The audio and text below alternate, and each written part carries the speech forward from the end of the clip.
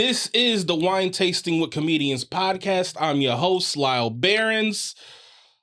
And we got Greg Edwards back in the building. Oh, man, this is like my second home now. It really is. I need to stop paying rent. I feel bad. I got to stop paying for these chairs or something. For real, man. Y'all got some, you want me to buy some dryer sheets? I'll chip in. I'll stop buying water. You can water our lovely plants here? Yeah. I'll spray them. Like a little mist. I need to do something. I need to vacuum or something. I need to, show my worth. That's how I feel. How you been, man? I've been good. Good to see you got a nice lineup. Look at you playing. Got that Martin Lawrence fade. That's a good fade. Martin had the best fades. I'm trying to close the year on really giving a fuck. I mean, like, I always get my hair cut, but it's like I'm really being like, let's really... Because you know what it is? It's like... I mean, not to get back into my barber bullshit. Please. But like going to the start barber... off every podcast with your... Lyall's barber bullshit. Yeah. Going to the barber's just always been a chore for me. And then just on top of that, it's like, you gotta understand, it's like, when you look like me and you go to the barber at an early age, it's a bunch of like, damn, nigga, what kind of hair this is? And it's like, you gotta, they want to see your family lineage. You're right. And you gotta prove that you black. And it's all types of black tests and you 11 years old. Like being in North Long Beach, in like a barbershop with Crips getting like an afro cut, that's intense. I must say, I haven't been to the barbershop in so long. I forgot about the intensity of barbershops or how the level of intensity that they can be sometimes. But you're right. Yeah. I have seen cats go in there looking like I'll Be Sure and get fucked with. I'll Be Sure is a young R&B singer that used to date, no, that's a different. No, I'll Be Sure used to date Kim Porter, right? He did. Yeah, that was Kim Porter's. That's Puff Daddy's first kid's real son. Yeah. For all you people I don't know, they used to have Night and Day was a song. Night and Day. A lot of y'all was made to Night and Day on the low.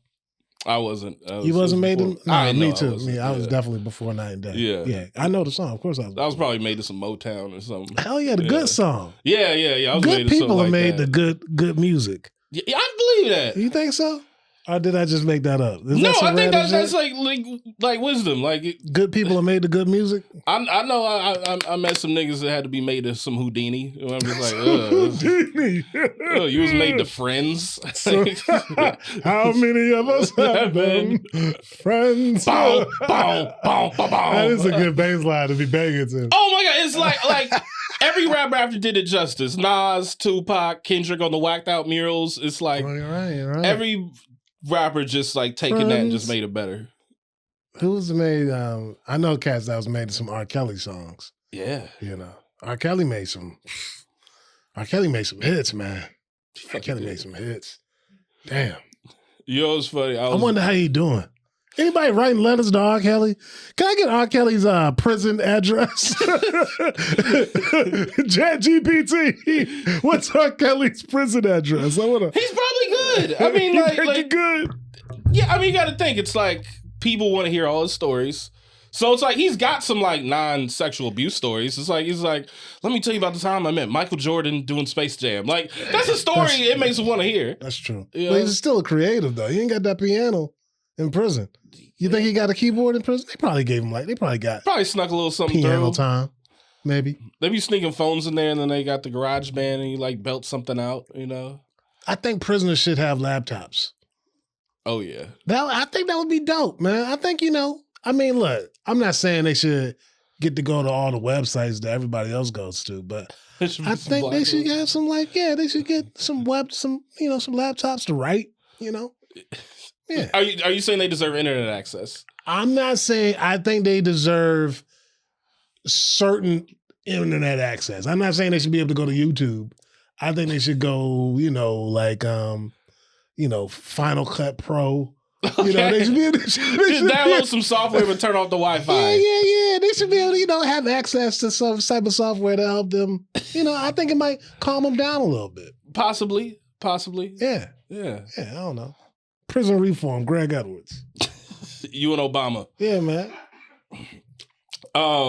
Yeah, and then this is I have not seen you since Thanksgiving. Yeah, man, you slid through for Thanksgiving, man. Yeah, that we was had a fun. good time, man. I met your mom. Mom's so nice. Yeah. Such a sweet lady. Everybody's surprised we're related.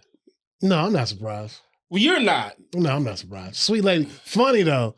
And, like, she cuts you. Like, she got that funny, like boom, boom. You didn't think she was going to say something like that. And then it hit you like, oh. And she's so smart. Yeah, it was right. It was nice talking to her, man. And meeting your dad, I'm just like, my this is why dad. Yeah. Like I'm like, this is why Greg is so calm. Oh yeah. And y'all look just alike too. Yeah, we do look just alike. We do. I mean, it's crazy. We look. Yeah. He's a little more. He's hella tall. My dad's like 3 inches taller than me, and like my dad's father is like hella light skinned. So like my dad's brown skin. My dad, we got the same complexion. But he got that light skin blood, so he can shave. He can shave like regular. He don't get like razor bumps from shaving. I can't shave regular. I can't shave regular either. Yeah, you know, I get razor bumps too. He don't get razor bumps. I had to get It's that light skin. I had to get the cream. My mom got me this cream that it smelled like chitlins or something. It was like chitlin cream. Yeah, chitlin razor bump cream. Yeah. Like you put it on, and then you put some water, and then you get a napkin, and then like your hair just comes off, but it burns like hell. Oh, it's like Nair. Is that what it is? Nair, N-A-I-R. It's like when women for their legs and stuff. Yeah. Oh, yeah. Good for you, man. Yeah. Good for your moms. I couldn't do it after because then I had to use the bathroom, burn some other stuff, and I'm like, I can't. Yeah, dog. And I was just like, you know what? I'm just letting the barber cut my shit from now on. Yeah. Get that line up. Yeah. Did you good, man. You got a good barber. That. You got a good barber, man. Good barber, man. Yeah, man. So we're winding down. It's the end of the year. So the wine I'm thinking, because like when you go wine tasting, the final wine is a Cab Sauv. Mm-hmm. And I got a Cab Sauv, Paso Robles Cab Sauv. This was $21. Nice. This is tooth and nail. And this is just very approachable, very easy. Because I know Christmas is coming up. You guys are going to be spending the holidays with your peoples. And you just want something that's easy. And sometimes you do just want sometimes you just want a twist off that you can just go easy in on. And just, this is just very drinkable. This is your standard $20-some bottle of Cab that you would find with a Cab or a pour, boy. You such a wine dude. Look at that pour. That pour was excellent. You didn't drop nothing. Damn, that was. I can't wait to watch that again. That was a smooth ass pour. I've worked in restaurants and I've seen awful pours. That was nice, tooth and nail. Look at this cover. Yeah, this is beautiful. 2022. You want to get a little aromas on that? Yeah, Tell me what you get. Yeah. Let me get a little sniff. Yes. Oh man, this is goddamn, boy. This is like pretty good for $21 for a Cab. Strong berries. Yeah. Okay. Citrus. Okay. Little orange peel. Definitely some orange peel. Nuts. I smell like little nutmeg, little baking spice. Yeah, no, it's bomb, man. Strong too. It's a good one. Damn, boy. Oh wow! I actually get the citrus now too. I never got that before. Citrus. That's a citrus one. You getting my nose right, dog. Yeah. I'm about to be a sommelier out this bitch. You'll be the som that doesn't drink. Yeah. Look at you, Greg. Could you swallow the healthy som? Could you the healthy buff som would come out with your arms and spit it out? And shit? Could you drink it and spit it out? Would you feel comfortable with that? Nah. Not even for an acting role. Maybe for an acting role for some money. Yeah. But I'm too wild, man. That shit would start. I won't spit it out. I should have been like, ooh. Next thing you know, I'm out here wilding in these streets, fucking young bitches. Losing my wife. I know your wife don't listen to our podcast. Losing my wife, shit, because of one drink. Can't do the sauce, man. Can't do nothing. It's funny when I have niggas on here. I can always tell whose women listen to is gonna watch their shit. Oh, what I say wrong? I said what? You didn't say nothing wrong. I just could tell. Like I said, I'd be out here fucking young because I'm saying the look, man, the booze and the weed and the mushrooms and the psychedelics, it fucks with your boy Greg. It eventually will take me out. I wild out too much. You are a good time. Like me, I'm like I'm just a grumpy person. So like I can just be like, That's enough for the night. Shit. You know, I wind up at like some underground rave, and I'm just kind of like, they need to play rap music instead of this EDM bullshit. Man, I end up tripping, wilding out. I just let out everything, do what I want to do, no responsibilities. Yeah, man, it ain't good for me. It ain't great for me. Yeah, but it smells delicious. Well, you got a great nose, man. Yeah. You see, I smell that citrus, and I smell like the nuts and everything. That's wild. No, and I will say you get like the orange peel on the. But that pour though, dog, that pour was vicious. You didn't even have to move. You just did do that a drop. I mean, this is episode number 15. I mean, but you're a wine dude though, man, which is beautiful. I like brothers that's it's out the norm, doing things is like, that's different and elegant and smooth and knowledgeable. But I like still all that a nigga shit. with it, like, you know what I mean? Yes. Yes, you are. Well, no, I mean, because it's like still a nigga with it. yes, you are. No, I mean, this is I put a little too much coon on that. Still a nigga. Took some Color Purple theaters. He's still a I wish I hadn't said that shit now. I wish I hadn't said that shit now. No, that's just hilarious. What you talking about? No, okay. Here's my thing with like black people being in the wine or art or like just stuff that isn't normally associated with like black people under the age of 50 that are heterosexual. Yeah. Is like you got so many levels to it. Well, you know what I mean? It's like a gay black dude is in the wine and art. Like you're in art, I'm in the wine. Like it's like, okay, Coleman Domingo ass nigga, of course you are. But like if we hilarious. But with us, it's like, we're like on the traditional masculine side of black dudes, whatever. Yeah. It's like I don't like when it's like people gotta be like all extra, like I was saying I was making fun of myself, but like when it's like, we doing this black thing, you know what I'm saying? So black art, it's black. Like, it can't just be art. Yeah, it's like, we can't just be like, I'm black and I make art. Yeah, I'm black and I like wine. But it's gotta be... same exact way, dog. I feel the same exact way. Yeah. It don't have to be all that, dog. Black brunch. Yeah, it's like, stop. It's just brunch, y'all. Yeah. But I get people wanting to be, I get people wanting to celebrate doing something different and everything. And I get levels of it.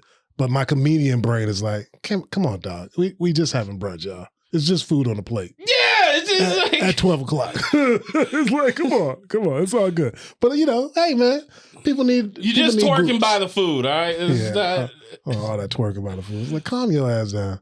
Yeah, these biscuits is too expensive to be twerking. Speaking of which, like I actually want to. There's like some current event stuff I want to get into with you. Let's get into it, man. Let's talk. Cool. What you want to talk about? I did want to get into some restaurant stuff with you, but like, let's talk about. You want to talk about Issa Rae new restaurant? I didn't know she had one. She got one in the hood. She got one in South LA.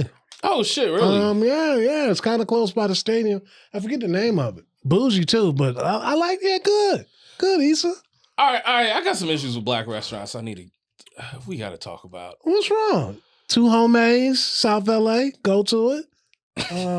It's really good. I took my dad to Two Homies. All right. I got to check that out. It's real bomb. Wait, what's the spot again? It's called Two Homies. HOMMES. Okay. Really good, man. My wife Speedy loves recommended that one. Yeah, the place is bomb. Yeah. Okay. All right. Here's my issue with like black restaurants. Like, there's this place. They ain't gonna see it. Maybe not. Fuck it. It's called 1010 Wines in Inglewood. All right? 1010 Wines? Yeah, in Inglewood. Okay. And like went there, and it was just like it was like a bottle that was turned. It was like it didn't know what it wanted to be. There was like a DJ going, so you couldn't hear conversations. Okay. And then it's like half a club, and I know. And then there's a happy hour.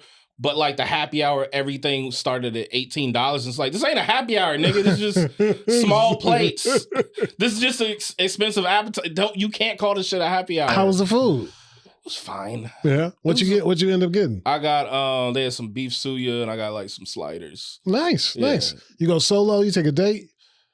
I went solo. Nice. Yeah. Even better. I do a lot of shit solo. Good, as you should. You came in the world solo. You gonna leave solo too. I know, it's just killing me inside. Gotta enjoy your solo self. You know, people be like, oh, have you tried going by yourself? And it's like, yeah, I'm really fucking tired of it. Like, okay. I hear you. And because it's not like because women will suggest that, like, you know, I meet people when I go out, or it's like, or like my white friends will do that, and it's like, I'm a big nigga. I like nobody's coming up to me with that same like, hey, join our group. And I'm not saying it never happens because I will meet nice people. Is that what you're going for though? Are you going Are you going to a place by yourself so you can meet other people? No, I'm just going to kick it. Oh, there you go. Yeah, man. But I'm just saying, like in general, with traveling, there's a sort of like with traveling, I get traveling. Yeah. Or like, no. Also, like, just go out by yourself, and you could meet so many people. And it's like it don't work like that for us. Nah, I don't think so as well. I think sometimes though, I think people see people by themselves, and sometimes they just want to leave them alone. They think they might just want to be left alone as well, which I do. If you see me out eating by myself, please don't look at me. Please don't talk to me. I want to be left alone. Please don't. You won't want somebody saying like, "Hey, you helped me finish a book project." Like, I mean that's beautiful and nice, but no. I want to be left alone. I've enjoyed my meal. I'm at a sushi spot. The game's on. I'm chilling. Oh, that sounds nice. Oh man, I love it. I love going. Oh, would you go to Honor Bar then? Because they got sushi and you can watch a game there. Honor Bar? Yeah, some Beverly Hills. And they got like... No, I know. I had the same reaction. Sounds not safe for your boy. No, but it's cool. Is it cool? It's real cool. Okay, it's real cool. Maybe so. No, the staff is great. And it's what I like about Honor Bar is every time you go there, like you'll just meet somebody like in entertainment, just at the bar. Like I met one chick and she was like, she went on tour with Prince, meet actors, talent there. So it's just sitting at the bar. It's hard. Some places, like if it's bougie and in a bougie area, like I'd much rather just go with my wife. Okay. Because sometimes if I go in there and they look at me without like talking to me or anything, they already have like a preconceived notion. And I'm like, man, I'm not here for the racism. I'm just here to get something to eat, dog. I got the bread. Sometimes I like going to places and I'll just leave. I just want to leave my credit card right there and just like, treat me like a white man, please. It's funny you say that because you got me a little activated now. You know what I'm saying? It's two things with that. Just like that. One, my attitude is when I go places, my attitude is like, I'm better than you motherfuckers. I know that, but it's like, but their attitude isn't. You know? Yeah. You got to deal with like that first 20 minutes of shit. And like, they don't know if you're going to like rob the place or like run out or do something crazy. I mean, the energy that they give you is so wild until you're like, hello. Yeah. I just would like a ginger beer and an order of French fries to start off with. Can I see the menu? Let's call it is. You deal with stank white bartender attitude. It's not even always white people. It's not always white people. But yes. I agree. I'm getting into all of it now because I got some. It's just levels of it, and I'm just like, it's just what I was talking about before we got here. It's like, dog, it ruins the dining experience. It ruins all experiences. Yeah, and I don't want to pay for it. So it's like I'm done. Like I've told yourself, I'm done with like paying for racial commerce. I'm not doing that anymore. If I gotta buy something and it's behind a wall or glass because I'm in a neighborhood where people steal shit, I'm not going to that place no more. I'll just go to Amazon and get it delivered. If I'm buying a shoe and you don't want me to try on both shoes and you want to stand beside me while I'm trying on the shoe, I'm not buying a shoe from there. I'm not spending my money on quasi microaggression racial shit anymore. I'm done with it. Completely. What's an item that you could see and that's like behind the glass and you just like racist motherfuckers? Oh, I mean, do-rags. Okay. I mean, anything though. I don't even think it's a black item. Like now, you go to certain places, and because people steal so much, everything's behind the glass. Yeah. So it's like, can I get some deodorant? The deodorant's behind. Can I get some toothpaste? I don't want to shop here. You're messing up my shopping experience. All right. I go if I'm in fucking Walnut Creek. Well, I hear Walnut Creek kind of hood now, right? Walnut Creek. That's what I've been hearing lately. Every time I go to the Bay, it's like a lot of people move from Walnut Creek. But anyway, if I go to like a neighborhood that's well off, like Burbank or something, it ain't behind the glass there. Yeah. So I don't want to. I'm tired of spending the same amount of money on racism that I don't have to. I work hard. I pay taxes. I work really hard. So like, fuck y'all. I'll just go spend it somewhere else. And I hope to tell other people to do the same thing so you can stop dealing with it. Okay, so tell me how you feel about this. Please. So I got a boy that works at a bar in the Valley. Mm-hmm. And he'll just randomly invite me out. Like, yeah, just hang out with me, and he'll just hook up a tab he'll like hook me up with his bartender comp tab, and I'll just tip him 20 or something, and I'm just hanging out. And there's this one spot, and he invited me there, and it was like a anniversary party, so it was open bar, but like bottom shelf. And then like it's like an open bar, I could do like a few of the fucking like bottom shelf stuff. So then I'm like, all right, I need Casamigos now. Yeah, I can't keep drinking this like cheap tequila. So then at one point, like I find out that they don't serve Hennessy there. I'm like, what the fuck? And I look around, I'm like, it is kind of odd there's an American flag in a bar. And I'm like, yo, I'm in a racist bar. Like, Well, I don't think it's, I think places have stuff for the demographics that they want. Yes. So yes, you are in a racist bar, but it's not really racist because they're supplying the needs for the demographics that they want, not the demographics that they have or the demographics that they think are going to, the demographics that they want to come in here. So no, they don't have Hennessy. Yeah, I mean, and for the record, I met the owner. He was nice. I'm sure he was. You know, he seemed happy I was there. Yeah. Like, but he was like, what's up? You want to do a shot? I'll do a shot with you. But, you know, it's like, you know, I have Hennessy. But then at the same time, if I own an establishment, I don't know if I'd carry Hennessy either. See, there you go. So when you start thinking as like a capitalist as well, what would you do? You know what I mean? I will tell you, with Laugh City, I intentionally raised prices to keep some elements out. Keep the riffraff out? Yeah. And it wasn't racial. It's like anybody can be riffraff, you know? Totally. I just don't think every community has to like have these thoughts. Yeah, well, only we do. Huh? Only we do. Only we are like, I mean, it's like, you know, like if you Korean, you ain't gonna be like, yeah, there's no karaoke machine. Do they want us here? You know, that's funny. That's funny. It's true though. But you know, a lot of it's also like, you know, my how I feel about it is like, get over it. But I can have like I had a coach growing up, one of my football coaches, crazy as fuck. He had a stance where like if you don't look him in the eye while he's buying something, or like greet him and just treat him nice, he won't pay for it. He will just leave. He'll go to the register and have them do the whole thing. And if they just treat him like a run-of-the-mill, like whatever, he won't pay for it. He'll just leave. That sounds like me if I was born in a different era. I get it though, dog. Yeah. Your money is everybody else's money. You should be treated the same way. When I was in Tokyo, I'll never forget this fucking story. When I was in Tokyo, you know, I was just going shopping. I went to this one store, and they had like backpacks and shoes and stuff. And I saw this dope backpack. I went to buy it, and the guy like wrapped it up so nicely, you know, and he bowed to me when he gave it to me. And I was like, oh, this feels so good, you know, the experience. You'll never get that type of treatment out here. No. And then my wife was like, well, you know, they kind of fetishize black people though, you know. I was like, all right, you're right, you got a point. But it still felt nice though, man. Yeah. But yeah, I'm sorry. I went on that tangent. No, it's all good. This is podcasting. No, okay. What I was gonna say real quick with the black spots is like, my issue with black restaurants is it's like, I feel like they just want to be so many things at once. And it's like, yeah, we're going to have a little club in here.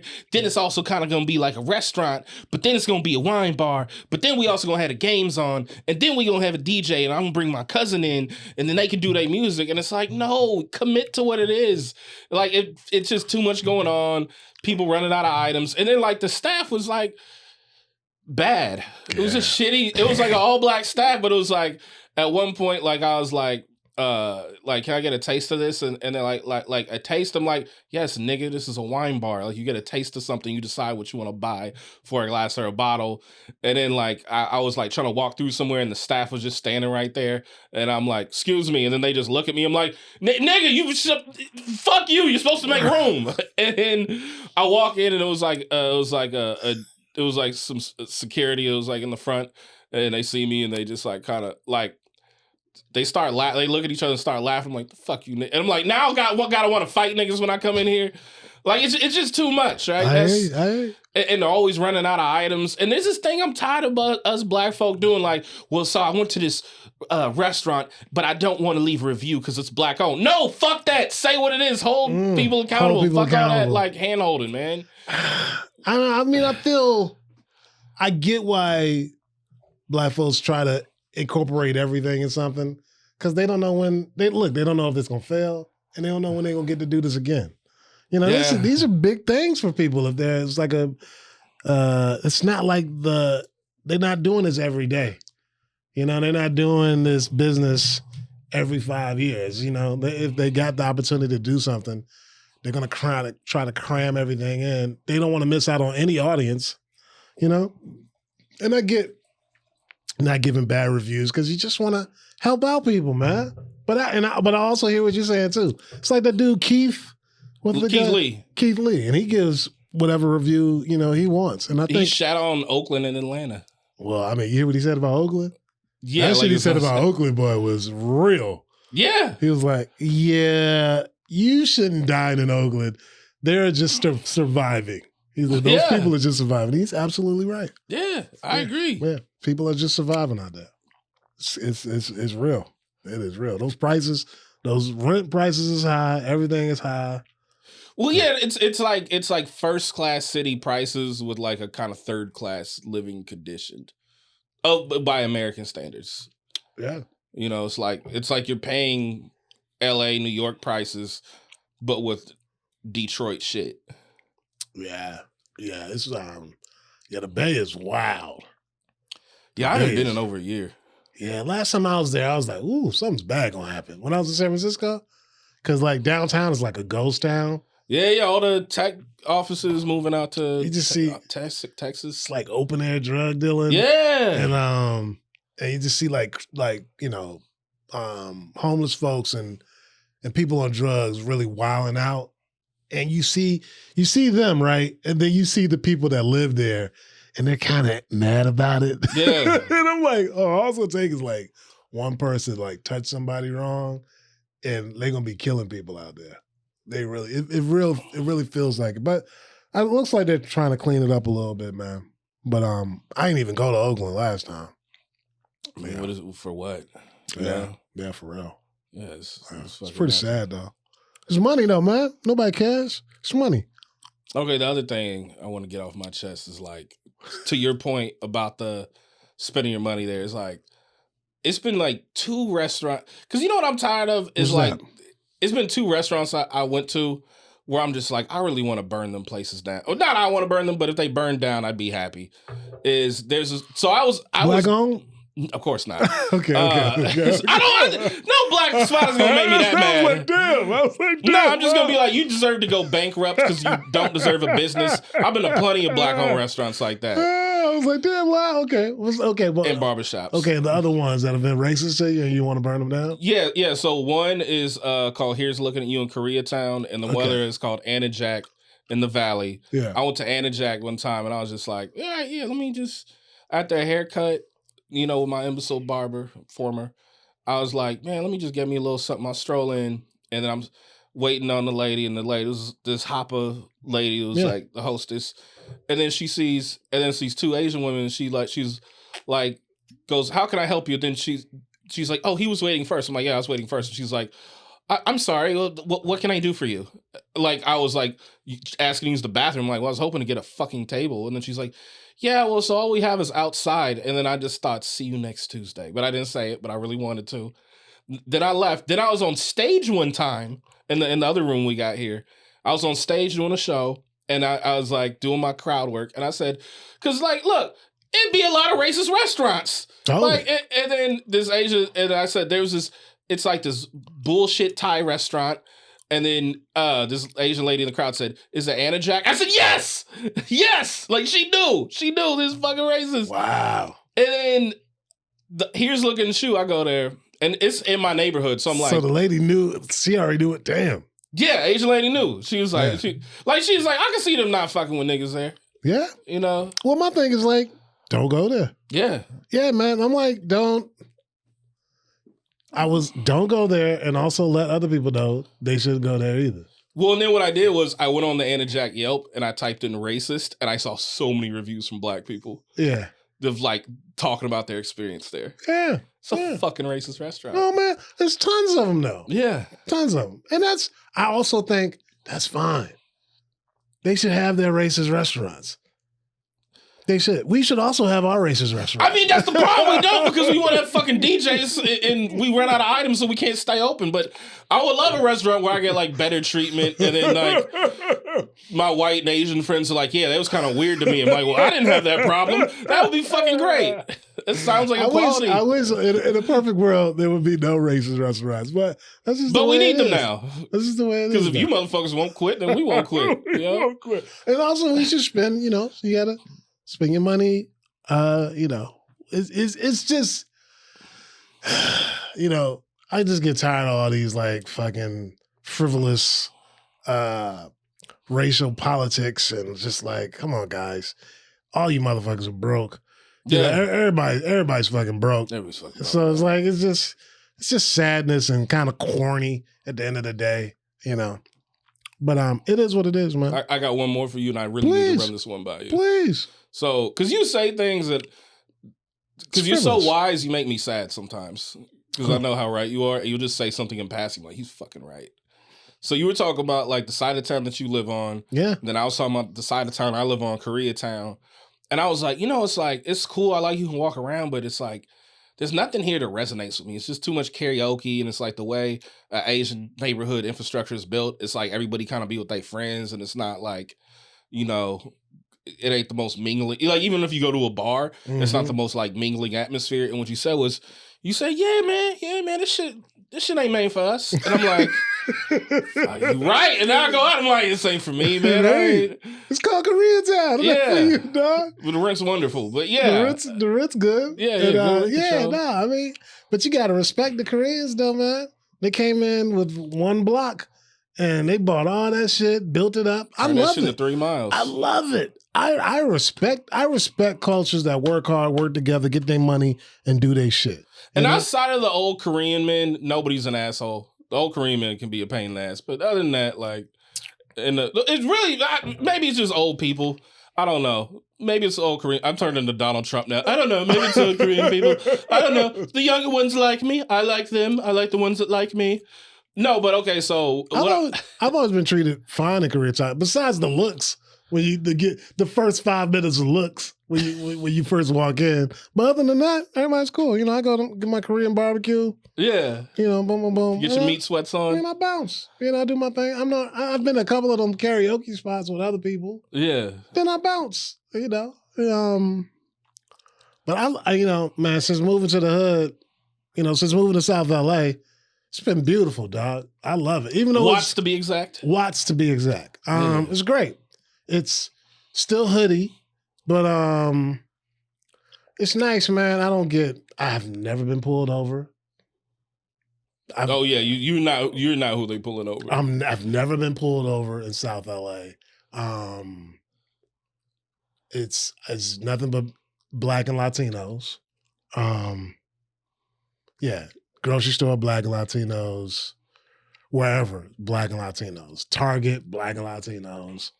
I mean, except for like when there's like a Taylor Swift concert. They hitting the SoFi. With SoFi stuff close by, you see more and more. But that's great too. And then you go to like your Black restaurants or your Black, hole in the wall spots.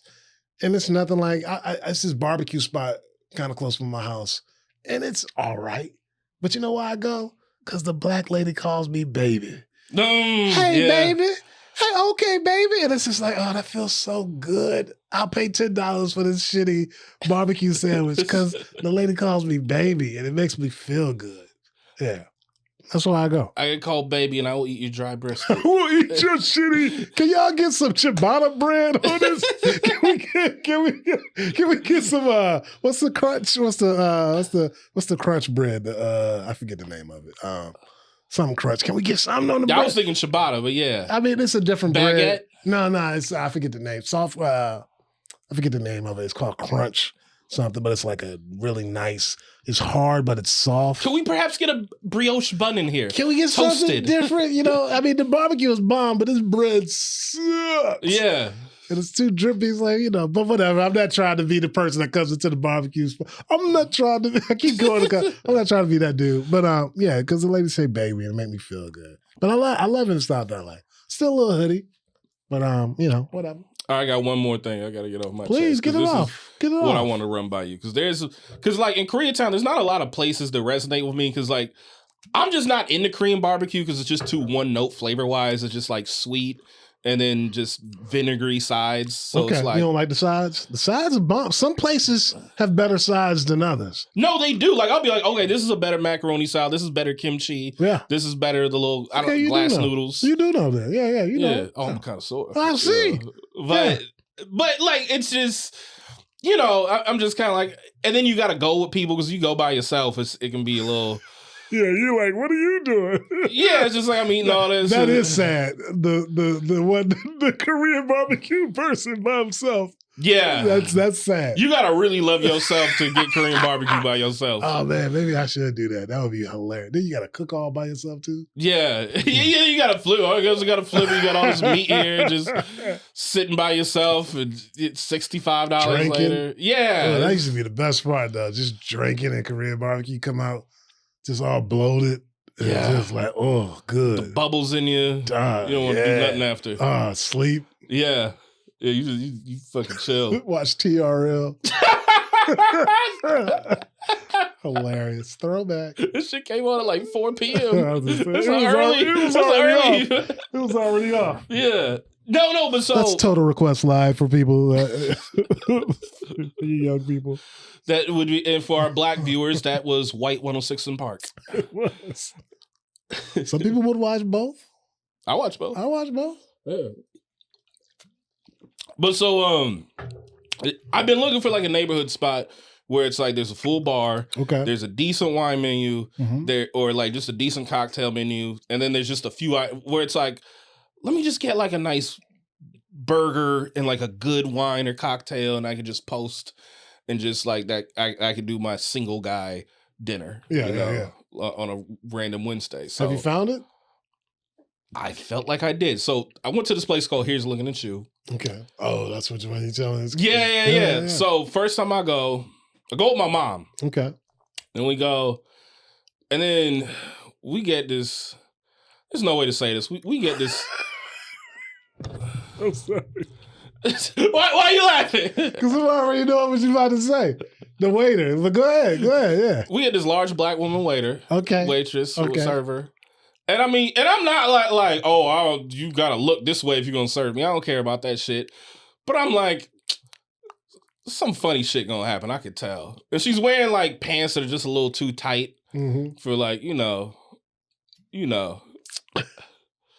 So then we get there, and then she's like, we're like, yeah, we're gonna order a few things and maybe order something later. And then she's like, well, so actually, for our kitchen, we prefer if you order everything at once. I'm like, what the fuck kind of restaurant is this, nigga? Like, so then fast forward, we're like, okay. And then like we had that time, and then like whatever, we leave. Then I go a second time by myself, just grab a drink at the bar.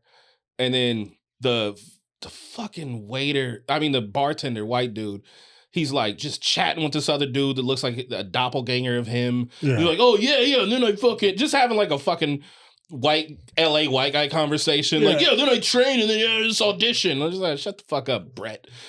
And then and Chase, Chase. So then I'm like, and then I'm sitting there, I have a drink, and then like I order another drink, and then I just see it sitting there, and I'm looking at it, and I'm like, I'll just close out. And then the hostess who's also co-owner, she rings a bell and then he goes over. I'm like, you know what? I'm done, man. Just close me out. Because I'm like your coach. You know, if you're gonna take that long and this is more important, fuck you. So then I'm like, you know what? Let me try a third time because on a Sunday when I have a good happy hour. You better than me, man. You better than me. 3 times? Well, that was the bar though. Yeah. So I'm like, all right, I'll give, like, you can be a shitty bartender, but it's like, the food is good. I'll give it to them. The food is good. That's probably why you kept trying that. Yeah. And it's in the neighborhood. Yeah, and you're like, I want this to be good. I need a place. I want this to be good. I'm trying, guys. I'm trying. Like, I'm like, work, help me help you. Like, I get it. So then I go another time with my mom, and then, like, we get the same mammy waitress, and I'm like, fuck. And then, like, she, like, puts a drink, and then, like, she touches my fork, because, you know, she's not graceful. Yeah. Like, if you gonna be big, don't be fat about it. You know what I mean?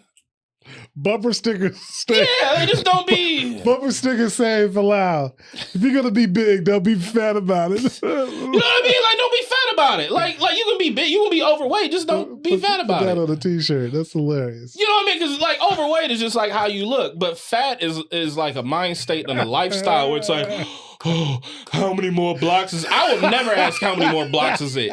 I will never fucking ask that shit. You are wild, and I love it.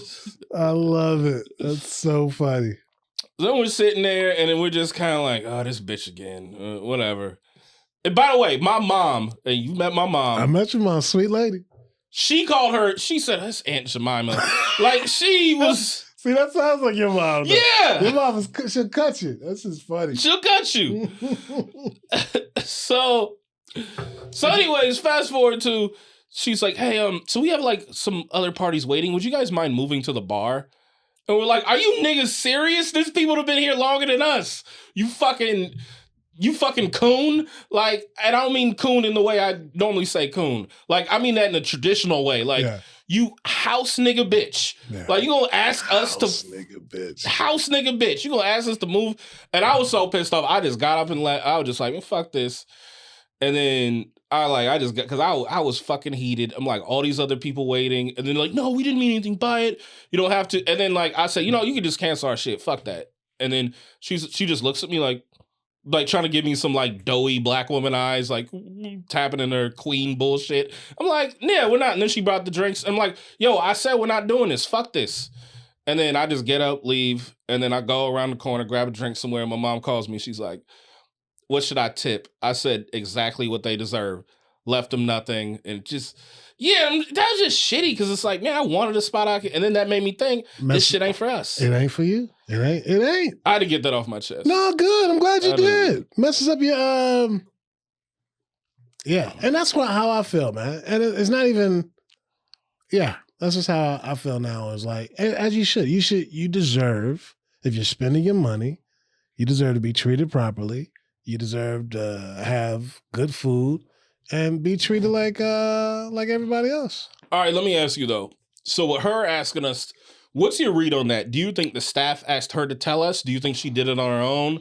Like, because there was always some weird shit where it's like, we need to order it all at once. Or you need to, like... I mean, you really want to know what I think? I do. I think when you guys got there, they said, let's find the black waitress to handle the black people, probably. And that's probably why it's happened a second time. Because I didn't want that bitch a second. Like, give me, well, that's probably give me the white guy that knows the wine menu. I've worked at restaurants, and I know that's what they do. That's what has been done before. Oh, because people also don't think black folks tip, and so it's just like, oh, we'll handle them, and yeah, man. But that's why you gotta. It's also hard, man. It's like finding a good doctor. You know, it's like you got to find somebody that cares. You got to find a place that has good food that will treat you the way you want to be treated too. And it's kind of sucks. I'm sorry you had to go through that, man. Thank you, my brother. Go to 2 Homemades though, dog. Okay. I'm pushing 2 Homemades. It's a good restaurant. You'll get treated very nice. I'll meet you there. It's on your side of town. Yeah. I don't want to eat by myself. No, that's nice. Yeah. Expensive. What do you want to go? Do you want to go? Let's go to Two Homemades. I'm like, goddamn, girl. Goddamn, girl. I ain't trying to spend all that money on food, Goodness gracious. But yeah. Do you want to go to a segment or do you want to go to some current events? What do you want to do? I got current events, man. All right, Diddy and Luigi locked up together. Are they locked up together? Yeah, they're both at the Brooklyn. Yeah. Oh wow. And they're both being represented. I mean, Diddy's got like a whole legal team, so he's got a bunch of lawyers for this shit. But one of Diddy's lawyers is married to one of Luigi's lawyers. Really? Yeah. That's hilarious. That's beautiful. You imagine them like talking to each other, like Diddy talking to him in the cell, like, "What's going on, Playboy? Heard you got a thing against rich niggas." That's funny. That's funny. Ha ha ha ha. Yeah. Stop. My name is Love. Oh man. He probably got a new name we don't know about in there. He's like, my name is Lolo. My name is Warden Combs. Oh man, the Luigi shit is fun. Well, not funny. I think it's horrible that rich people treat poor people the way rich people do in all societies. I think it's bad that somebody had to do that for rich people to take notice. You heard about the Phoenix Suns? He lowered the prices to $2. All of the food to $2, which I think is like genius, but also like, hey. Sorry about that. We had like a quick delay. We film here in West Hollywood and we had a helicopter go over. Yeah. And that's just shit that happens in LA. Like, it'll just be helicopters all the time. Always. Anyways, back to set. Phoenix Suns owner. The Phoenix Sun owner, he recently dropped all the prices at the games down to $2. $2 for water, $2 for soda, $2 for a hot dog. He turned the Phoenix Suns arena into a Costco. Well, I mean, I think it's great. I think, like, if you actually want people to come to games more. Especially with viewership declining. Yeah, I mean, NBA sucks. It does. Everybody's just shooting threes. Everybody's shooting threes. It's trash. Nobody, you don't know if guys are going to play. Yeah. Like, you spend all this money to go see, like, LeBron or Giannis or whoever, and they may not even play that day. And they're just shooting threes anyway. They're just shooting threes anyways. It's terrible. Yeah, it's terrible. I think they're going to change it, though. I think, like, next year they'll change the three-point line, push it back, and, like, take the corners out. Well, the problem is, I think, like, they tried to appeal to everybody. And then, like, not appeal to everybody, but they made it a more global game. And it's like threes, that makes it more accessible. More kids can play basketball that way. More foreigners can, like, it'll be more foreigner friendly for, like, players to enter the league. But then it's like, okay, but what was the game that we fell in love with in the first place? It was more contact. It was more rivalries. And look, threes are good if you're scoring, if they go in. But then you have games where it's like, they shoot 73s and, like, 10 of them go in. Yeah. That's a horrible game. Nobody wants to watch that. But yeah, I just think it's sad that had to happen. It's sad that Luigi went that route too, because he's from the whole thing is terrible too, because he's from like a well-off family. That's why it's such bullshit to me, this whole thing. Not like the heroism, him being hailed as a martyr. I'm just like, get the fuck out of here. There's so many levels to it. And, he's from a well-off family that went down the wrong path and everything. But maybe it will change people's views on, or like, CEOs' views on certain things and trying to lower prices. Because, like, how many yachts do you need? It's like, how many millions do you guys need? And people are dying. And the Diddy thing, I don't think Diddy's going to get out. Plus, especially after this Jay-Z thing, I definitely don't think Diddy's going to get out. But, hey. All right, so we talked on the phone about it. Last episode, me and Jeremy Scipio got in the Jay-Z thing. Yeah. But you're like such a regular guest that I'd be remiss if I didn't have you revisit something. So we talked on the phone and we talked about the Jay-Z thing. What do you think is going to be the effect of this Jay-Z lawsuit moving forward? Is the effect of it? Yeah. Because you said on the phone. I said what you think? Well, I think that it's going to dead the Me Too shit is what you said. I don't think it's going to dead. I think it's going to change the level of the Me Too. And I think the Me Too has already gone down. Yeah. But I think this case being so loud and being so out and him fighting it the way he fought it, it's definitely going to put a shift in it which I think is great. Look, man, what they say, 3/4 of women are sexually assaulted, which is horrible. That's 75% of women. Yeah. That's a lot of women being sexually assaulted. But everybody's not doing it. And if you're trying to... I'm not. And I know you're not. And if you're trying to ruin somebody's family by saying something fraudulent, it's awful. And you should go to jail for doing that as well. But I do think this is going to like maybe... Because there's people that think he did it. And even the woman said that the woman said that he didn't do it now, but there's still people that think he did it. You know what I'm saying? Like just from being... Tina Knowles liking a tweet. She did what? She liked the tweet of the news that he was in a lawsuit. Oh, she liked it? That. Yeah. Oh, wow. And then next thing you know, they're on the carpet together at the Lion King thing. Yeah. Like, I mean, look, man. And, I also think living in LA is, we look at things differently than people in other places. We're not as judgmental. Well, it's not that we're not as, I think we're still as judgmental, but like. We're more analytical about these things. Are relationships really relationships in LA? I mean, like, look, they might be in love. I have no idea. But I also know that I've seen couples together that aren't really together. Oh, yeah. They're just together for the business and, yeah, and that's how, people in real life are like that too. So I don't know, man, whatever. I'm glad. I like Jay. I'm a fan of his music. Same. I'm a fan of his, the way he does business. I love that he about his money, always been about his money.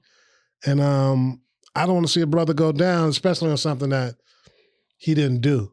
But if he did do it, you deserve to. You gotta do the time. I don't want to say you gotta do the time for your crime, but you gotta fess up for what you did. Or you gotta wear it. Simply, you just gotta wear it. Yeah. And if you didn't, you don't have to wear it, and you should fight if you didn't do something. Yeah. And I don't think he did that. I do think his relationships and however you want to call it, whether you want to call it, he just made 2 albums with R. Kelly, but they wasn't friends, and he's just in photos with Diddy and at parties, but they don't really know him. Because there's comics that I've seen a bunch of times, and I don't know them niggas. Business is business. Yeah. Yeah, shit. Just because I do business with a criminal doesn't mean I'm a criminal. Well, it's like okay, I've toured with Sammy Obeid for almost like 10 years on and off. And I'm not accusing Sammy of anything, but like I'm saying, we go on the road together and we spend this time together. But most of the time, he just be like, when we're not doing shows, he be in the house, or the comedy condo or whatever, or his hotel room, and I'll be out gallivanting, seeing the city, and then we see each other at the show. We'd say a few words to each other. We barely talk like in the green rooms. And then we fucking go off and do our own thing after, and then he go back and I drink and like. So even when you on tour with somebody, it's like it's not even like, you could maybe say like 10 words to them the entire time. Yeah, I think people got to get out of that too. It's business, man. Yeah, like people do business with. You can do business with people that you don't like and don't have the views the same. Yeah, it's no problem as long as that money's right. As long as our deal and our contract is right. The first time we hung out outside of comedy was Thanksgiving.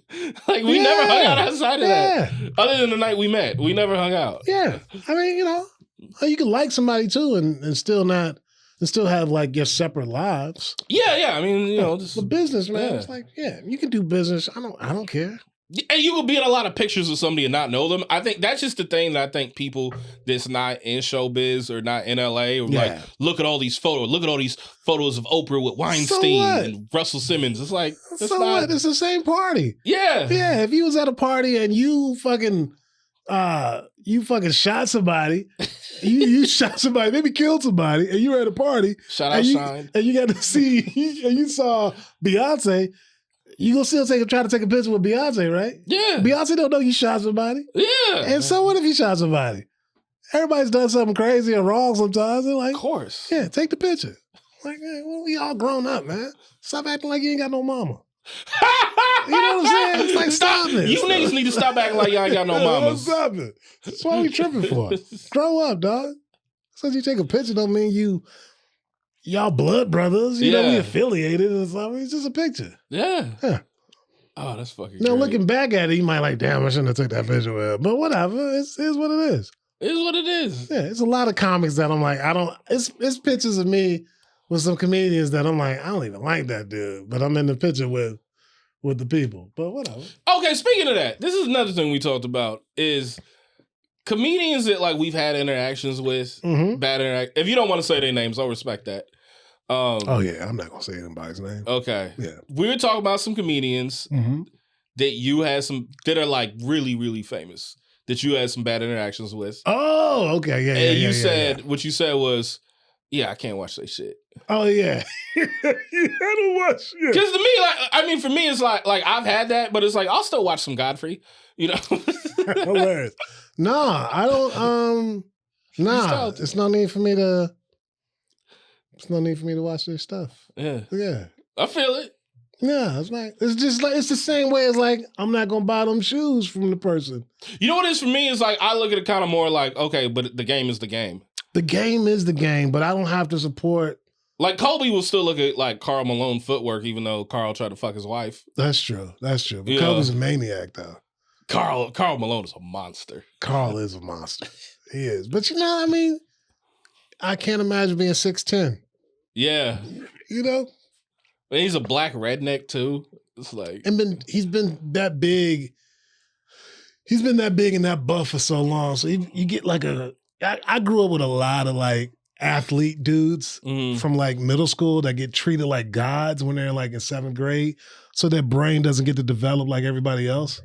You know, they don't get to be as smart as other people. Yeah. They don't, because they get treated such a certain way. Girls just throw themselves at them. They have no game. They don't need game until that career falls out.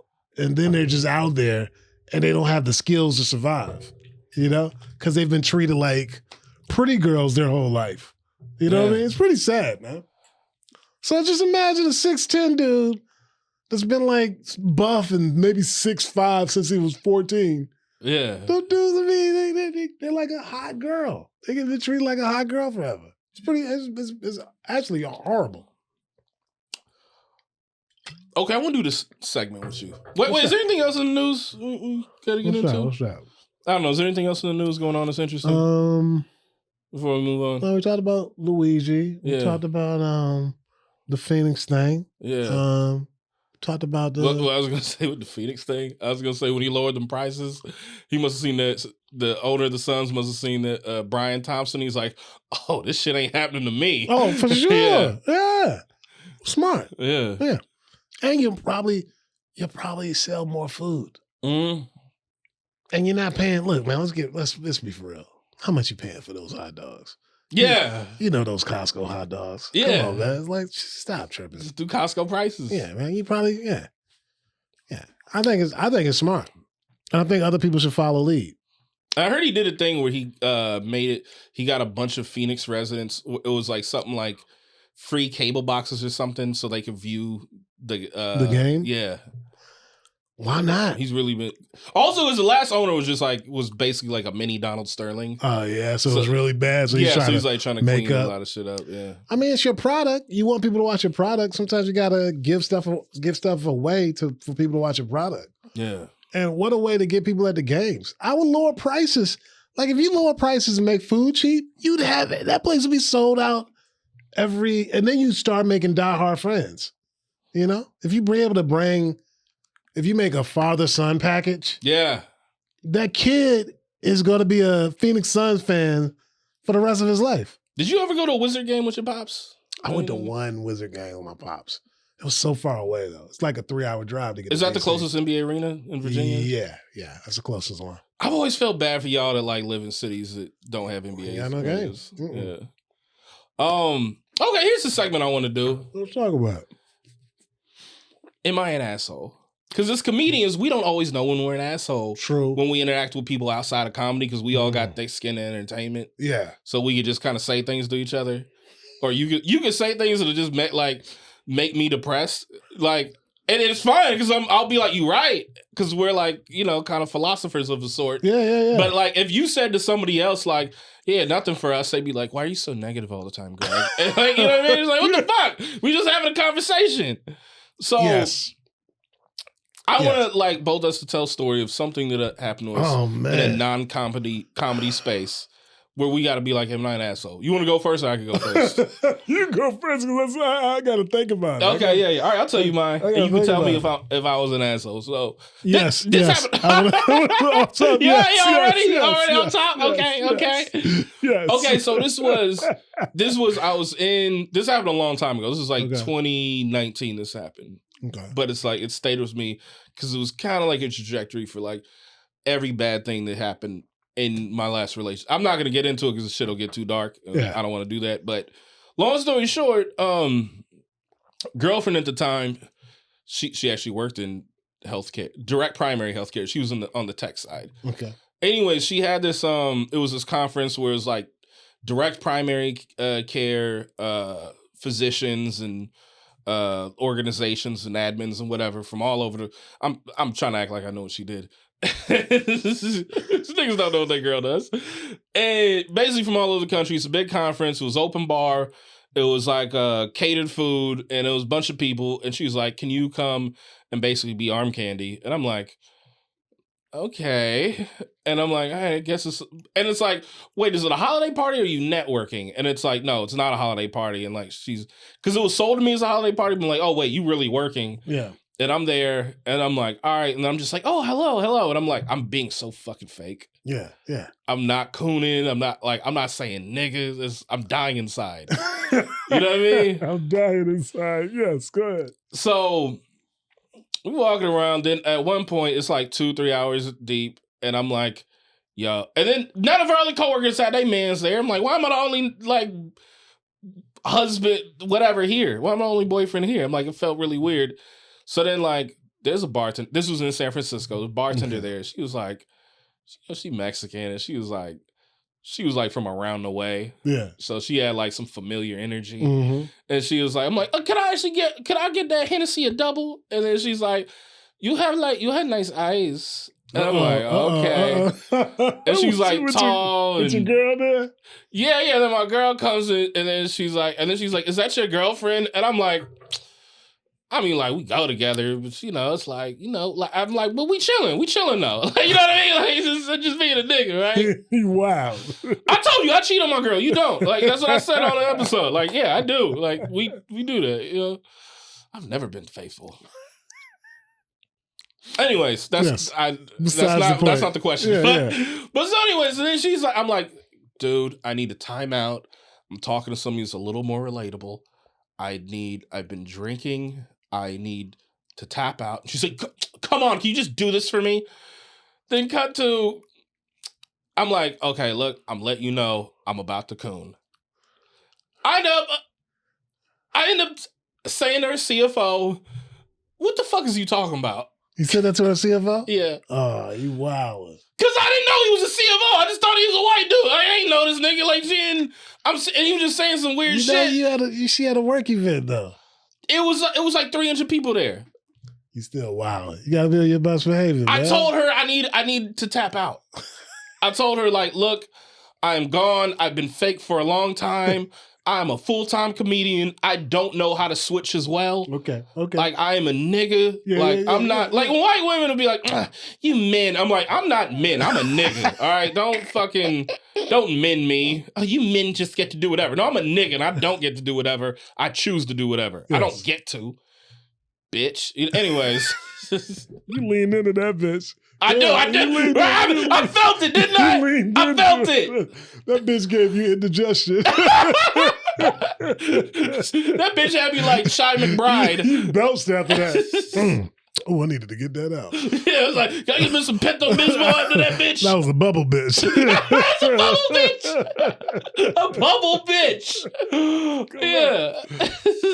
Yes, you were in the wrong for that one. Really? Yeah, man. Okay. You're messing up the money. I was. Potential to mess up the money. You know?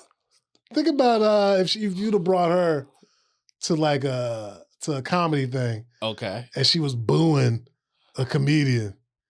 You know? Like, you can't be booing. Agreed. Okay. Agreed. Can't okay. Be booing. I agree. This dude. What you doing booing? I'm trying to get on the road with this guy. You gonna boo him? She did give Clay Newman notes one time, and I told her to never do that to a comedian That's again. hilarious. That's Clay. No, I'm not saying that's. My laugh said enough. All right, we don't need to. Clay's chill. He is. Clay's doing great. He is. Clay's doing great. Like, he was chill. But I was just saying, yeah, Clay don't be giving nobody notes. Come on. But Clay was just kind of like, yeah, okay, man, whatever. That's Lyall's bitch, man. It's etiquette. Yeah. It's like, yeah, you can't be like, can't be doing that. Okay, but in fairness, though, I did say I need a timeout, and she dragged me. You did tell her that you need. I gave her a one, and I'm already known as a kind of like Larry David nigga type enigma. You say what you feel. Yeah, like I don't have much filter. I'm still like Thanksgiving. I'm worried if I said some wild shit at some point. Like I don't think I did either. But I'm always worried because and it's my house, my family. Yeah, What can you say that wild at my house that like everybody's gonna like? No, I'm sure I'll figure it out. No, everyone was chilling. Yeah. But anyways, like, do I get some leeway for saying like, yo, I need a timeout, and it's been 3 hours, and this is like he did tell you need a timeout, and it was 3 hours. I guess, but it's still your girl and her money. I'd have been pissed. Oh, she was pissed. Oh, as she should be. You fucking up the money. Like, you can do a lot of things. Don't fuck up the bread. Don't fuck up the money. I know that bitch still keep tabs on me, so she gonna love this. That's the that's the line. You fuck up the money, it's like, oh man, I can't come back from the money. But we could break up. But there was like another work event, and I came by, and I was like the biggest ass kiss to him. I was like, "That's a great jacket," and I was just like, "Yeah." I mean, the good makeup. But yeah. Come on, man, you can't do that. All right, so I was an asshole. But what's your overall grade? What's my overall grade with that? Yeah, for me, I guess. I mean, how did you do it? Did you do it in a joking way? I mean, I don't know. I was like, what the fuck are you talking about? Like, it was the best year of my life. I was like super confident. Like, I'm sure it came off a little rough. Came off smug. And it was in San Francisco too. That's probably so it came off really bad. Like, it's probably like a D-, D, or just a straight up D. All right. At least you came and you did good. Would have been a C, but it's a D. But a C ain't no. She probably won't take you to more of those. After that one. No, you said she did take you to another one. She did. And, I did clean up. And you did clean. At least you did clean up. That's good. I don't know, man. Asshole. Yeah. Something that you interaction with. An interaction where I'm being an asshole. Closer to the mic, please. Okay, I'm sorry. Interaction where I'm trying to be, where I don't know I'm being an asshole, but I'm being an asshole. You don't really have that problem because you're just kind of nice. Nah, I mean, I'm just not going to. I don't know. I think, the thing I'm getting right now, this is what my wife's been telling me a lot. Yeah. Is that we have people in our lives that we've known for a while that just say they don't know me. Like they feel like they don't know the depth of me. And I'm like, I was like, they know where I live. That's what I tell my wife. I'm like, if they know where I live, they know a lot about me. My wife wants me to give more to people, and I'm not much of a giver. I listen to people, but I'm not much of a in-depth person. You're not going to get a lot out of me unless like we really, really, really know each other well. I'm not going to tell you stuff about like my life. I'm going to keep it very, my wife says I keep it very, surface level. And I'm like, yeah. I'd agree with that. But that thing, and so we go back and forth about that. And I'm like, well, my surface level is still chill and fun and everything, but I guess people want to know more about me. So I guess that's an asshole. Well, I don't even think that's an asshole thing, but I'm trying to get better at that. An asshole thing. I don't know, Lyall. We can stay with that. I don't think you're wrong for that. I don't think so either. I think, like when people ask you how you doing, I'm like, oh, I'm doing all right, And we're like, no, how you really doing? I'm like, oh, my aunt just died. I don't want to tell them, I don't want to give them all the list of like, oh, I went to go try on some shoes and them niggas was racist. Yeah. You know, I don't want to give people all that shit. I want to just kind of keep it chill. You know, I got other people to talk to about that, you know? I don't think you're wrong for that at all. I think you're protecting your peace. And I think as black dude, you do need to be, because it's like, if you niggas really know me. If you really knew what was going on, you wouldn't invite me here. Yeah. I think like the honesty is like. Because I be telling people like, you know, like, yo, Greg talk different when there's not a mic in front of him. Oh yeah, of course. Yeah. Yeah, I gotta keep it. I gotta get paid. You talk more like me off the record. I gotta get paid, dog. Yeah. I got a family to take care of. Yeah. I can't be wilding in these streets, being honest. I'm being honest to get you shot. Being honest to get you losing jobs. Being honest ain't for me. I'm getting a little more insecure now. No, I'm like, look, man, I'm honest to people that I can trust. Yeah. Because honesty with me is like, what's the point? What's the point of being? Ain't nothing gonna change. I remember I had a job where they wanted us to do like a review on like a diversity review. What do you feel about the diversity review? And I guess I was in the asshole mood. Okay. But this was like, this is only like computer-wise. Like we only had to type it out. And I was like, yeah, I guess the diversity thing is fine. Nothing's gonna change though. Like what we, you know, what we doing here? Yeah, it was fine. It was nice and short to the point. But do we really think things are gonna change by doing a diversity meeting and diversity training type thing? That's it. Send, you know, whatever. Who cares? But like, you know. But nah, man. Nah, get your money, dog. Yeah. Ain't nothing changed but the lights. That's my saying. That's an old saying right there. Ain't nothing changed but the lights. Ain't nothing changed but the lights. Ain't nothing changed but the lights, man. They got better street lights out there, but ain't nothing else changed. All right, new segment I want to do. I'm listening. As we're closing out the year. Yeah. Shit we need to retire in 2024. Ooh, 25. 25, yeah. Shit we need to retire in 2025. Okay. Or shit we need to leave in 2024. Ooh. I'll go first. All right. We need to stop. You got next. We need to stop. I'm tired of millennials self-diagnosing themselves. Ooh, okay. I like that. It's the most annoying shit. I'm tired. Because people be like, I'm a sociopath. No, you're an insecure narcissist. People be like, oh, I have ADHD. No, you just have a weak mind, and that's why you can't focus. I love it. You know what I mean? It's all this like, I'm neurodivergent. Like, I'm autistic. No, you just never been in a fucking fight. Like, you talk like that because you never been punched in the fucking face. I've been punched in the fucking face. It's certain shit I won't say. Yeah. Because I've been punched in the fucking face a few times. That's a rule of mine, too. I agree. There's a lot of people in LA that have never been punched in the face. Oh, yeah. And you can tell. That's nice. I just think we got to stop like self-diagnosing ourselves. That's one of mine. I like that. Yeah. I think people should stop expecting things. Oh, okay. Stop expecting people to be good. Yeah. Stop expecting. Yeah. Don't expect rich people to be nice. Yeah. And want to help you. Or white people. Or white people. Yeah. Or any people. Or black people. Like, I'm black. We letting you know. Like lower, not even lower your expectations. Stop with the expectations. It's just not healthy for you. And also, this is go, and I'll go back. Okay. Yeah. Look, women. Oh, Jesus Christ. I love how you started this. Go, please. When you meet men, like in a casual way, whether it's a date or it's like just a casual whatever, can you stop telling us every bad interaction you had with men ever? And just like, then this man said this. Then this man, especially the black men, because again, I'm not men, I'm niggas. Niggas don't get the same privilege of men. Don't put me with the fucking straight white guys. And,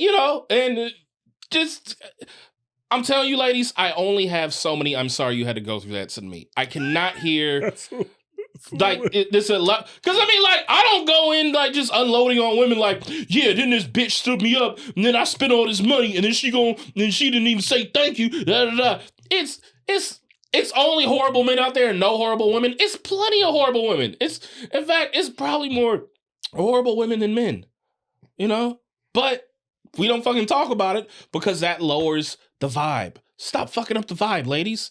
Y'all some vibe killers. You went deep on that one, man. Yeah. You went deep. I think a lot of people not gonna like this one. The dudes aren't gonna like this one. Well, that's fine. I just got my misogyny bag, so you get. I'm gonna ask you to leave, but I think we gotta start being more choosy about the women we have sex with. I think we gotta be more picky about who we engage in sexual activity with and who we date. I think we gotta be better about it.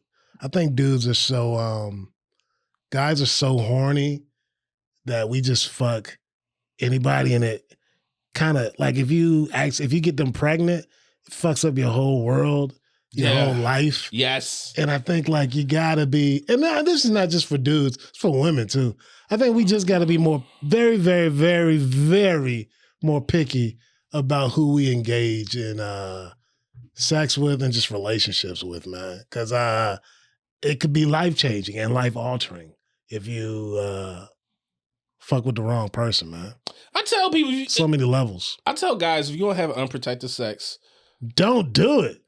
Well, I only have unprotected sex. Oh, you wildin', man. No, but you ain't even let me finish. I'm sorry. You still wildin'. I am. No, but I got tested. I'm good. I'm clean. Fucking test. It's like you still wildin', dog. You can't like, man. It's you too open for that. That person she can get pregnant and just no. But here's the thing. I'm listening. They're young, college-educated white women. What? They don't have kids out of wedlock. Some of them will, dog. What? Some of them do. That don't be. Some of them do. Not in big cities. You crazy. No, maybe in like Georgia or some stupid shit, or Indiana. Some of them want that black baby. You know, I actually had a pregnancy scare this year. Want that black and baby. I was like, it was the first girl I ejaculated inside of since I've been out of a relationship. Yeah. Consensually, I asked if I could do it. Yeah. The key is you got to ask, like, why you're doing it. Yeah, because it's like, and again, this is, because all the feminism fucked up the fun. So you be like, yeah, so then, like, I came in her, and then, like, I got a pregnancy scare, and they're like, did you ask her if you could do that? I'm like, do you have to do like these rape background checks every 5 fucking seconds? Like that's what I'm saying. Women are just annoying now. Nah, but man. anyways, condoms, yo, condoms until you know it's like the girl, man. I'm sorry, man. This is like, look, I ain't got no kids. Yeah, and that's a choice. I'll be 45 next year. Hell no children, living a great life. You can't. It's you playing with fire. It's too risky out there. Yeah. You flying a plane with no license. It's like, dog, that situation, that 20, 30 minutes. What's the point of living if I gotta have condom sex though? Well, the point of living is like you'll meet somebody that you can trust to have unprotected sex with, so you won't ruin your life. You really want to? I mostly fuck white women though, and that's not my choice. Ruin your life though. You don't think these white women will ruin your life? Oh, I know they will. They have. Trust me, they have. There's so many situations, man. I see people that's just like, but just not with a kid. Like, I mean, it could be. I mean, it could be with a kid, dog. I just think white women are more practical about how they want to procreate. Wait, let me not say that. How they want to procreate? let me not. Don't. You better knock on wood. You better knock on something, dog. Don't jinx yourself. Oh yeah, shit. Because like, come on, man. Yeah. It's plenty of white women that want that black baby. I still don't know if I'm out to clear with one. Plenty of white women that want that black baby. You know what's funny is I got me one. You know the girl that I had to encounter with, like she actually told me she wanted a black baby. I'm telling you, I know the game, dog. Yeah. Condoms. It's not even worth having sex for me though if I gotta wear condoms. Have sex then, dog. That's just the game it is. But then I'm angry all the time. Well, sorry, man. You better pick up a hobby. You better start painting and play chess. Something, dog. Because it ain't that sexual. This is why I'm like, what the fuck is the point in living if I gotta do all that shit? Sexual experience can ruin your life. All dog. I want to do is have unprotected sex. Well, man, it ain't the odds are not in your favor. I'm gonna get a vasectomy and stop acting like a bitch. That's what I need to do. But then there's a part of me as a black man, like, so you no more black kids, nigga. Like there's a Dr. Umar thing in my ear, but I'm already bunny hopping. That's a good thing too. I mean, vasectomy is nice. I just don't. I see these couples, man. There's this dude that live close by me, and I hear him arguing with his baby mama at least twice a month, like out in the streets yelling. hitting cars and stuff. Just sad. You gotta get that out sometimes. Sad quasi-domestic violence. Oh, well, they're not. I mean, I guess they have hit each other too, but it's just like, really? That's because he tried to fuck because he was hot.